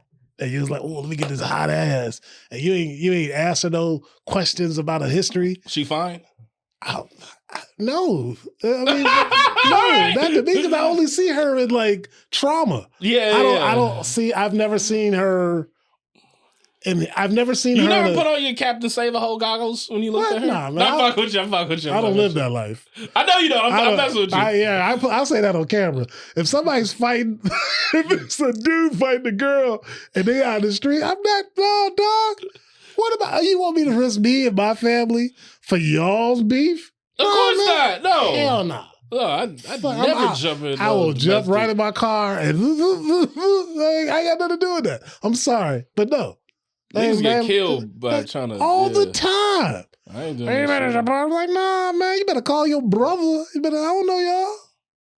Well, he gonna hit you and hit me? I got nothing to do with that, man. That ain't my, that's not my fight. I shouldn't laugh about it, but it's not my fight. I got my wife to protect. Yeah. If I get caught up in y'all bullshit, y'all community college bullshit. I went to community college. I should say, I'm sorry. That's me being an asshole. I went to community college. I get trade school bullshit. I get caught up in like y'all low functioning, low frequency level bullshit and get hurt. Who's gonna take care of my wife? You know? Get to heaven like, oh man, how I die? Let me show you the footage, Greg. Greg died a hero. He died saving some girl that, was fucking some dude that stole deodorant from Walmart 5 times. You know me and Quincy gonna be at your funeral. Like, I don't know why that nigga did that. No way he did that. What was Greg doing? Why was he so nosy? That don't seem like him. That don't seem like him at all. Yeah. Was Greg drinking? Yes. He didn't call me. Yeah, no, man. But yeah, I think you got to be more, and it's a trap because like. Dudes be so horny, man. We be so horny from such a young age. Yeah. That especially black kids. We see girls and we just want to fuck. And I'm just like, I know dudes that had a kid in high school, 17, with a kid. And I'm just like, 17 with a child? You don't even get to live. It's crazy. For sex. Should have been fucking them white girls, man. Should have been fucking the white girls. Because the white girls don't be having kids. I know. They'll do like anal or something. I have plenty of friends with mixed kids, and they were fucking white girls. Well, that's in the high South. school. That's different. I'm talking about like it is different. Yeah, in the South, like anime and them, it's like they like white girls in the South are more niggas than black girls in LA. Just put the condom on. I know it don't feel as good, but just put that condom on, man. Save your life. Less women are using birth control now. Like less white, because that's the whole thing about white girls is they be on the pill, and now white girls are like, I don't like my IUD. Like, yeah, it fucks up their bodies. Fucks up their I wouldn't like it. Dudes wouldn't like it either. Yeah. If dudes could get pregnant, they wouldn't like that. Putting that shit in their body, make them gain weight or just make them feel different than how they feel. Yeah, of course they don't like that shit. Dudes don't even like wearing condoms. I know. That's why we have this conversation. So, hey man, Like Kendrick said, what did Kendrick say? You're better off with one woman. Everything tricky right now. Like, this is real. You're right. It's true. It's true. And it's hard to find that good. I mean, even the person you find. I'm sorry. Even the person you find, it's going to be trials and tribulations within that. Nobody's perfect. Yeah. It's relationship is work, but it's better than like being out there in them streets with like baby mamas and shit, dog. That shit looks gross. Well, that's why my system is college educated white women, especially ones that are hoes. And like and I meet a lot of them at shows. Yeah, so college educated white women, and they gotta be fit, Greg. They gotta be fit. And that's not just for my own sexual pleasures. Yeah. It's part of it. Okay. But what it also is like, they're also going to be like kind of into being on the go and not want to do, because I'm a boring motherfucker. Like I just like, I go to the gym, I do my comedy, I do these podcasts, I write, I fucking do my shows, produce my shows, go to work, and drink my wine and go to a nice restaurant. And that's it. I'm not into a lot of other shit. All I'm saying is I get boring to women, and like the fit women kind of always want to be in motion and want new shit, and they're hoes. So that's my system. Think about how a kid would just ruin that. Oh, I don't want to kill everything myself. You just said. Think about a child. You just drop a child in there. I mean, every nigga is like threatening to kill themselves at once with a bitch. One time it was me as a girl, gave me a fake pregnancy, scared to fuck with me, and I told her I will kill myself and leave you to raise us. She was like, Jesus Christ. I didn't really say that. I'm just joking. But just, I'm just saying, man, as somebody that's made it without the kid thing and like has navigated itself without it, I've done some dumb things too. I was wilding in my 20s, man, in San Francisco. Going raw dog, being stupid. You feel me? Oh yeah, but it was, and then you realize, like, after you get out of that fog, you're like, oh my God, I was playing, if I would have got her pregnant, oh my God. I've had that thought too. My life would have been horrible. There's no way I would have been here. I would be like a fucking construction worker drinking myself to death. Yeah. You know what I'm saying? Just like horrible. So Greg, I've had sex with because I used to have this rule, because when I would cheat on my first girlfriend, my rule would be, well, I'm wearing condoms, so I'm good, and I won't wear condoms with her. Then eventually I was just like, fuck, like I'm single, fuck it, like let me take a condom off, fuck it.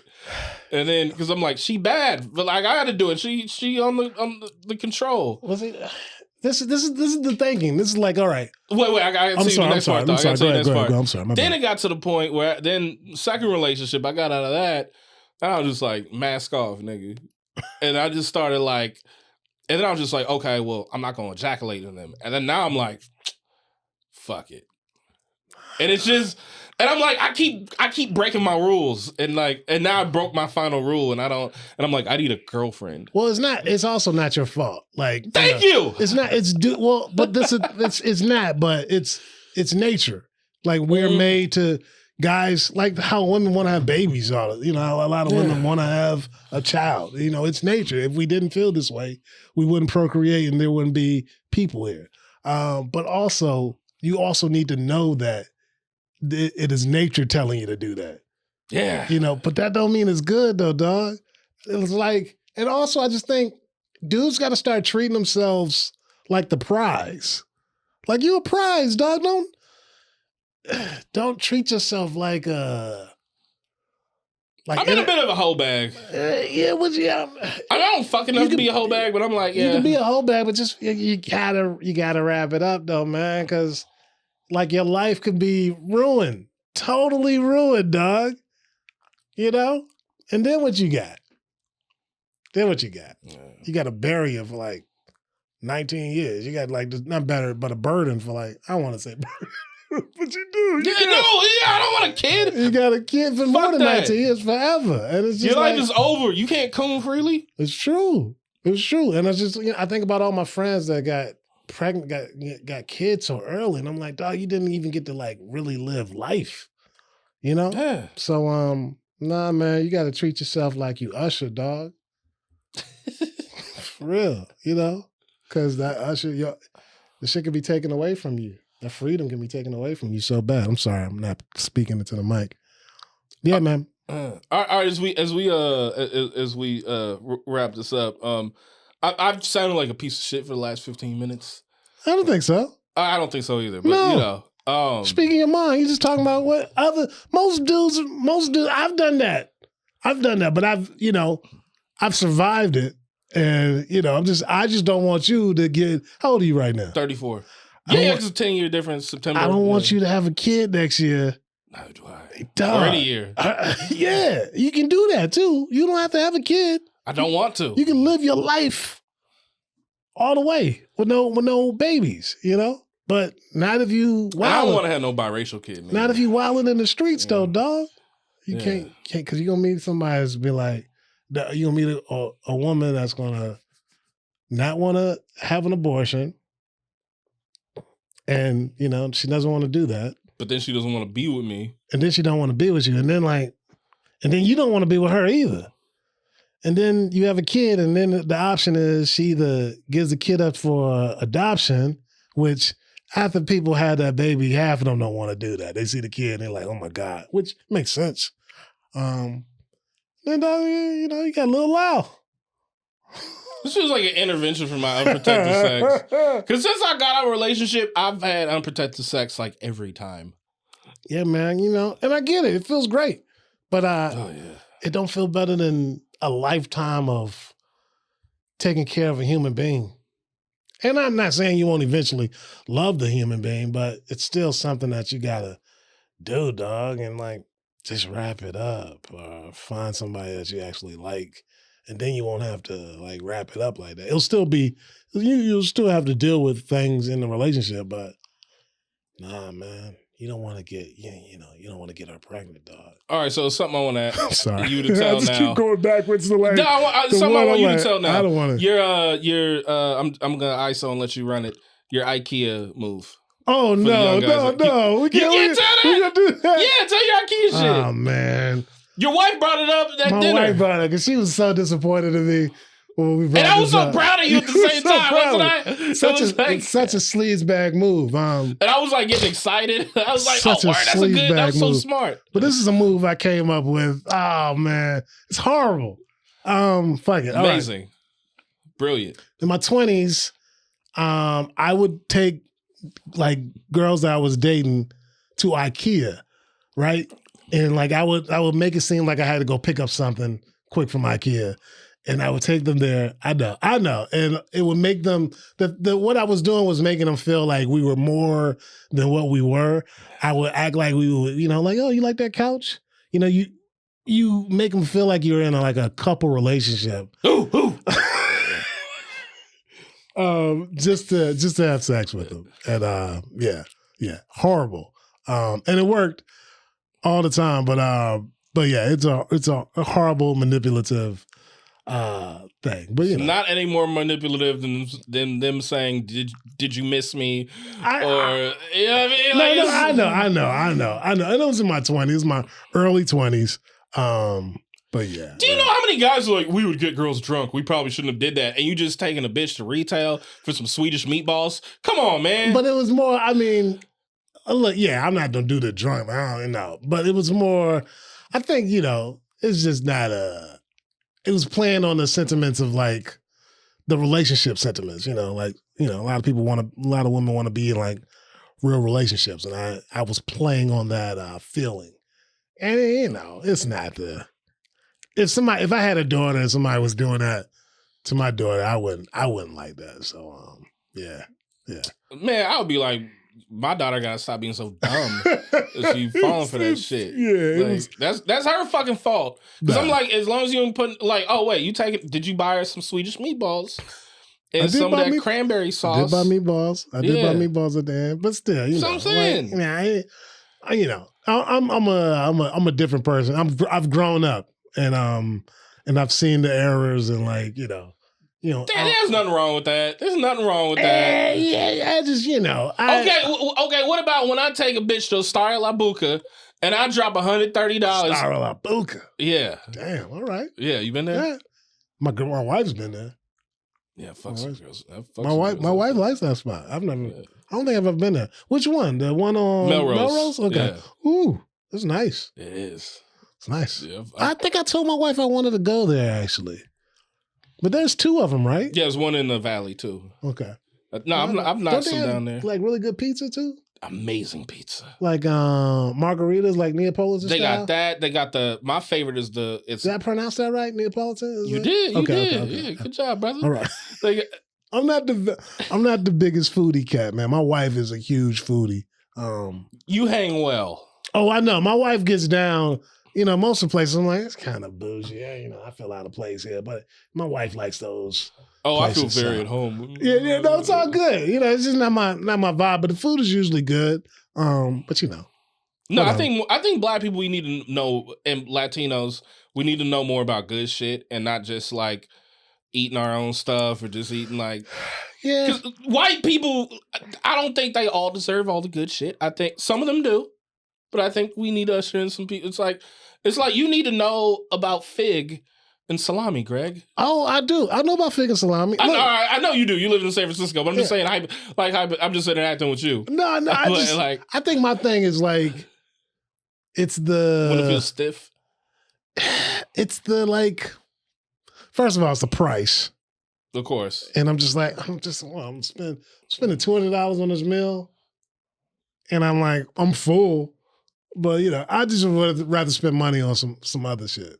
I feel that. But if at this point now, if my wife wants to have my wife likes restaurants, so we go to them. Just like going to the club. It's a version of going to the club, basically. Yeah. It's better than club. Yeah, the food is good. It's just like I'm really into cooking, so I like nice restaurants because it inspires my cooking. I'd much rather spend the money on cooking than like going to like some bougie ass. By the way, can you let these niggas know I can cook? Oh, you get down, dog. Yeah, you made them oxtail. And that collard greens with smoked duck. Oh, I just needed people. Bomb.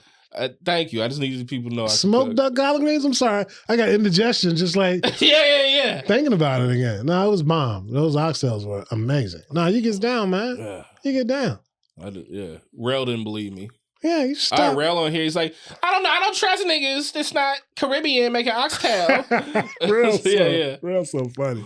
Good for Rel, man. I love seeing Rel because smart cat that understands the game and plays the game very well. I'll tell you off camera, but I kind of want to do like a full year in review pod with y'all too. Oh man, yeah, I like Rel, man. He's doing his thing. I remember Hustler. I remember that show El Segundo. Rel came in, so smart, and you was the only person Rel talked to because you was like the most industry person there.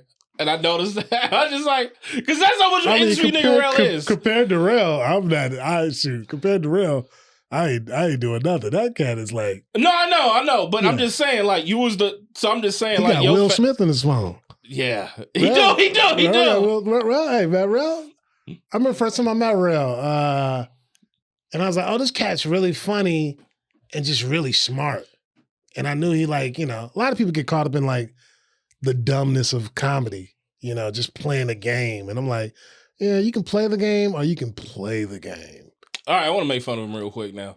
So, because we friends. You play the game, man. We break balls with each other all the time. So, like, there's two things I'm learning about LA. I'm learning, like, how, like, some millennials my age socialize. Uh-huh. And I'm learning how industry niggas talk. Yeah. So, Rel, who's, like, the most industry nigga I know, he'll hit me up. This is how industry niggas do, right? He'll be like, he'll ask me a question. It'll be like, yo, was you at the Laugh Factory party? And I'll be like, no. And then I'll be like, was you? He's like, yeah, I was. I'm like, all right, nigga, why'd you ask me that? And then it'll be like, so anyways, I was wondering, he asked me like 3 questions to ask what he really want to ask. Yeah. And and that's like some shit I've seen other industry niggas do. The other thing I will say is that I've noticed about the way millennials socialize, because across my gym, there's a bar where they do to-go cups. And I was like, man, fuck it, let me get a little something. I walk in and I see this like, oh my God, Greg, I want to marry this girl. Beautiful. Tall, thick, light skin. One of them look like Cheerio commercial biracials. I hear you. With the bouncy gold hair. Big hair. Fat ass, but like waist. I would have her kids with her. Oh yeah? Oh my God. I felt like did you talk to her? Yes. Okay. What's that shit on the phone where you do the thing and it's a quiz? I don't know. You never played that? Mm-mm. Alex, you know that game? Where it'll be like a phone to your head. We're talking to producer Alex for our listeners. Yeah. It's a guessing game. Oh, yeah. Look at that. Sounds cute. Look at you guys. Youngins. Yeah. Thank God that was not audible what you said. Sounds like people that only have 3 bills. Yeah, nigga! 3 bills? $3 bill? No, just 3 bills. Like, cell phone bill, rent and like. Okay, yeah. No, yeah, them types of people. 3 bills. I thought you were saying like, so our producer said sounds pretty gay. Well, fuck it. And he said sounds pretty gay. And you said 3 bills. And I thought, because the thing like my mom. $3 bill or something? My mom will say, that's as gay as a $3 bill. No, I wasn't saying that. I was just joking, like, young people and yeah. Sounds like a good game though. Was she smart? Oh my God. I would have married her. Yeah. And then, you holler at her? Yeah. So then we wrapping up, and I'm like, man, pretty girl is smart, dog. Man. I said to her, so can I get your Instagram? And she's like, so I'm like very private. I don't really give out my Instagram, but if I see you a few more times, like maybe. And I'm like, yeah, that's a good answer. He just want to be in the back like, yeah, you go, girl. I love that. Ooh. But then nice. Where you gonna be at? So I can do.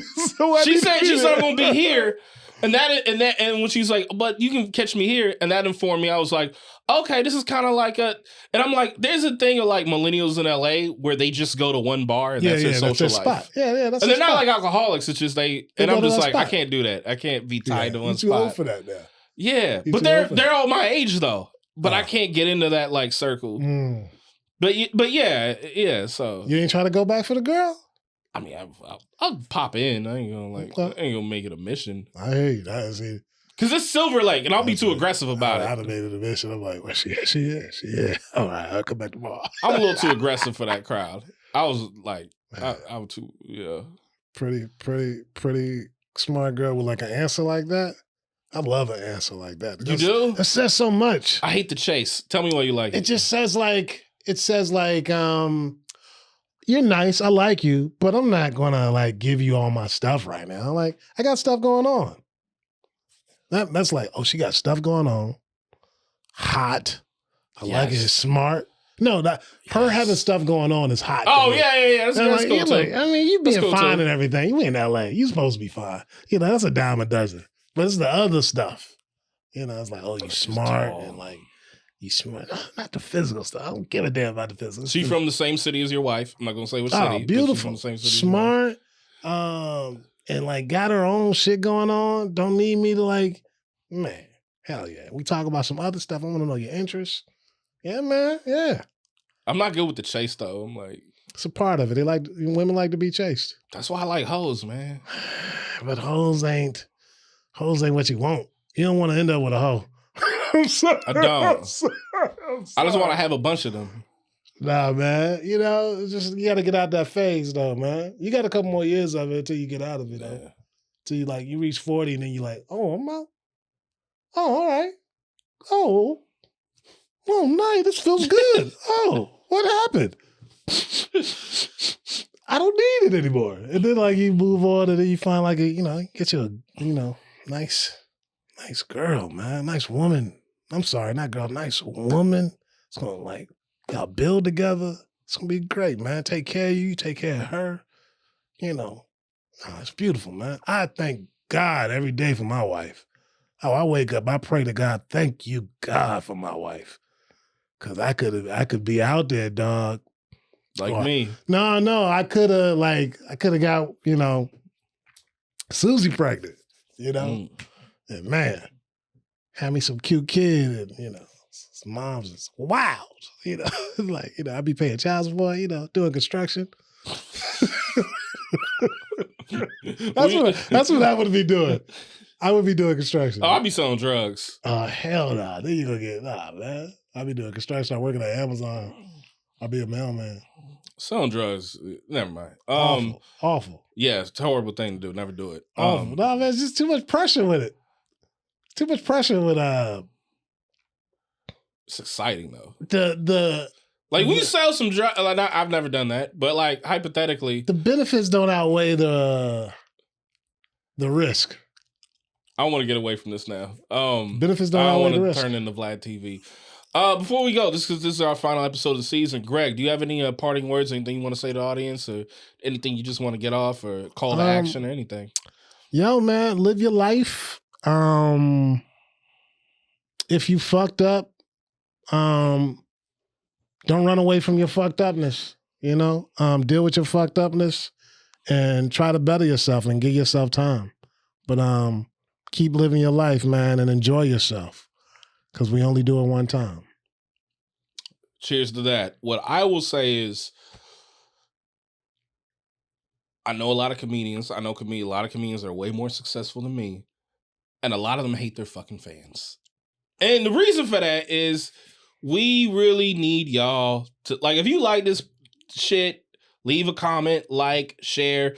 Because the problem is, like, I see a lot of comics and they'll get frustrated with their fans because they'll go to a city and then they'll be like, wait, do I really have fans or do I have people just watch and like my shit but don't really follow through? So it's like, if you really, even if it's not me, if you like somebody, really fuck with them. Deadline just released the 15 comedians to look out for in 2025. Only one black comedian made the list and she didn't even make the thumbnail. So I'm just saying, like, the industry is like, shit is white right now. Like, shit right is, now? Yeah, right now. Like, more than ever. Because before, I think it was like, I'm not gonna go off on a tangent, but I'm just gonna say there's a time I think like black talent and multi voice is more valued, and now I think it's just like, man, fuck it, get some light brown comics and get like, and then keep this shit white and gay, and we gonna keep it pushing, and we ain't trying to hear from you niggas right now unless y'all kind of effeminate. Can I comment on this? Please. I think it's always been like that. I think the people Definitely. And everybody in that group already has an agent. They've already been touring for a long time. I think Not all of them. a lot, most of them. See, he gonna make me say names. Oh, don't say names. You know I want to. Don't say names. Look, if you black and you're a comedian, just understand that you're gonna have to work harder than everybody else, and understand that you're gonna have to find your own audience. And these Deadline, these Variety, these Vulture. If you get it, that's good, man. But it ain't for you. It's just like Career Town. It ain't for you in the first place. It ain't. It ain't. So stop running to these places that ain't for you. Build your own. Make your own. Do it yourself, dog. There's plenty of people there's plenty of black comics that's really grinding and making their own stuff and doing it through Instagram, like and us. doing it through like us, but like, you know, it's the Tony Bakers, the Kev on stage. The more successful niggas. Fuck them. I mean, but they started. They did. I'm trying to make this about us stuff.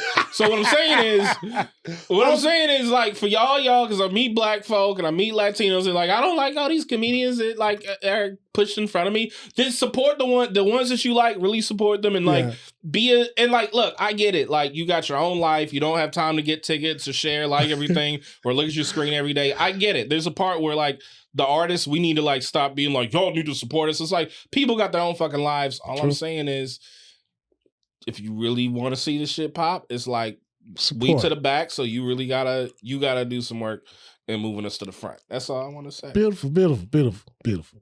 Thank you, sir. Thank you, producer Alex. Thank you, Alex. We'll see you season 2, and you will see me and Greg's spinoff show soon. No doubt. Good one.